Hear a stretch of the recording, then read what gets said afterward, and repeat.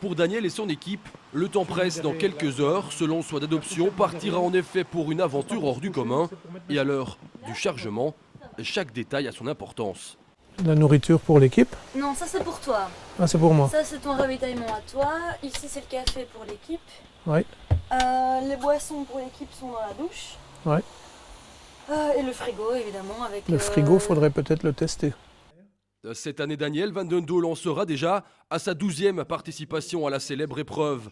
Un retour à la compétition après 17 ans d'absence. Je crois que les démontes la marche m'ont jamais laissé tranquille. Parce qu'il y a 17 ans, donc, comme vous le dites, j'ai arrêté la compétition. Mais après, je suis quand même retourné sur l'épreuve chaque année. Et j'ai coaché une athlète russe, Irina Putincheva, pour ne pas la citer. Ce qui fait qu'en étant sur l'épreuve, je me dis, bon voilà, pourquoi on ne recommencerait pas à se relancer ce défi. Durant plus d'1 an, l'athlète lensois va donc se préparer, retrouver un poids de forme tout d'abord, soigner son alimentation et s'entraîner 200 km par semaine, 6 jours sur 7, avec un objectif, lutter avec les meilleurs marcheurs du monde.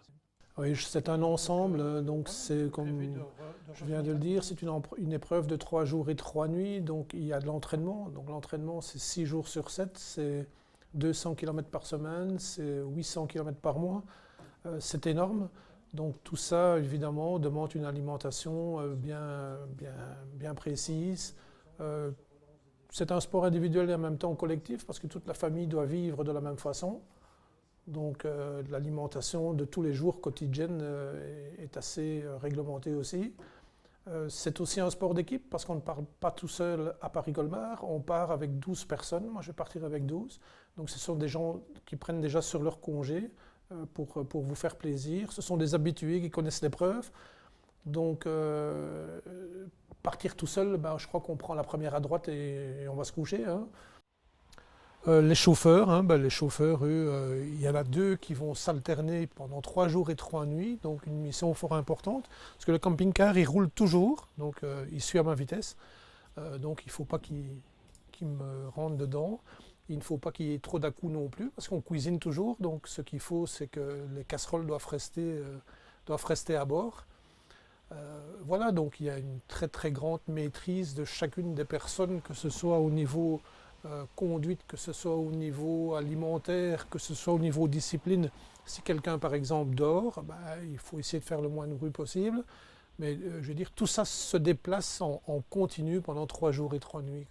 3 jours et 3 nuits sans s'arrêter, sans dormir pour Daniel, avec une seule pause obligatoire de 2 heures pour un check-up médical complet. Paris-Alsace, Ribeauvillé, c'est en quelque sorte le Tour de France de la marche athlétique. Une épreuve mythique où seuls les 30 meilleurs au monde peuvent prendre le départ. Coût de l'opération, 8 000 € récoltés grâce aux sponsors que Daniel ne veut surtout pas décevoir. Je pense que sur des épreuves comme ça, si je reviens moi sur cette épreuve, c'est parce que je me dis au fait que je suis plus fort dans ma tête maintenant qu'il y a 20 ans. Alors qu'en vitesse, j'ai perdu un peu de vitesse, ce qui est tout à fait, je crois, normal. Mais en endurance, dans la tête, je sais pourquoi je vais, je sais qu'il n'y a rien qui va me perturber. Et puis, on est déterminé que les premières, je me souviens, parce que j'ai fait cette compétition quand même 11 fois. J'ai terminé 5 fois dans les 10 premiers, dont une 3e place il y a 26 ans, donc ça date. Mais je me souviens de mes premiers, donc les sélectifs, c'est 200 km. Mais après 200 km, on perd un peu les repères, la fatigue est là, et on se demande un peu, on est à moitié seulement, comment on va se comporter. Tandis que maintenant, ce ne sont plus le genre de questions qu'on se pose, donc on sait que de toute façon, on passe par des creux négatifs, mais l'équipe sert justement à ça, à vous booster. La musique, vous avez vu la musique, il y a des morceaux qui sont sélectionnés de façon à pouvoir relancer la machine.